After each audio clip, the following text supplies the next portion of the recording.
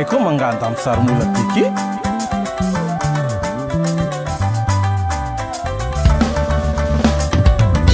Oh, valahitako mbo mezahy tena bavinagno roho.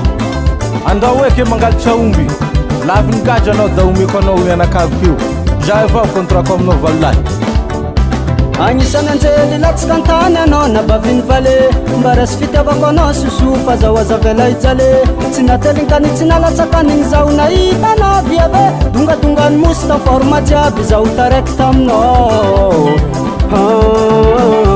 Agnisan'ny anjely latsika antany anao na baviny vale mba rasy fitiavako anao soso fa zaho azavela ijale tsy natelinkany tsy nalatsakan'igny zaho nahita anao viave dongadongany mosy ta forma jiaby zaho taraiky taminao.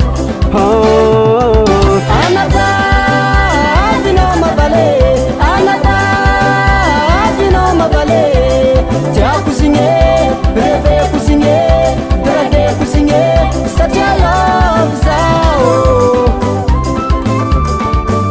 Anatavinao mavale, anatavinao mavale, tiako zigny reveko zigny drageko zigny satria love zao.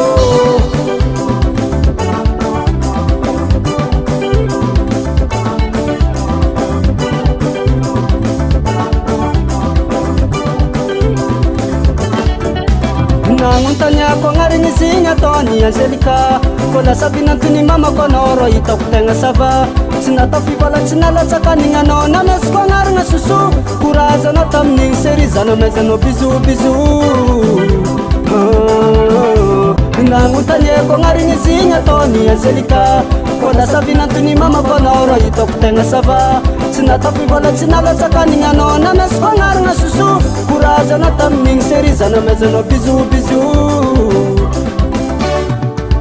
Anatavinao mavale, anatavinao mavale, tiako zigny reveko zigny drageko zigny satria love zao.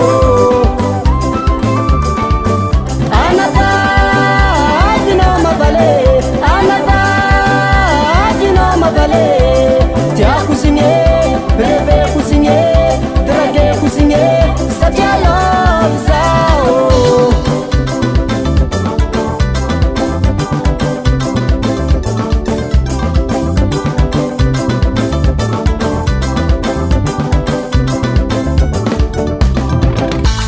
Ah valahy da regniko fitarignanao anke da omeko anao gn'anakaviko io fa e contratsika mbola tsy niova laviny gadra anao da ataosika fomba zay rô.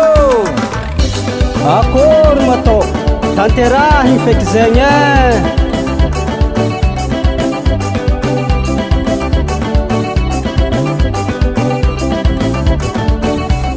Tsara zala misy vady masiro ankilany raha tiagny e.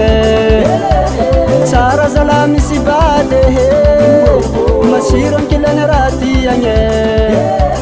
Tsara zala misy vady masiro ankilany olo tiagny e.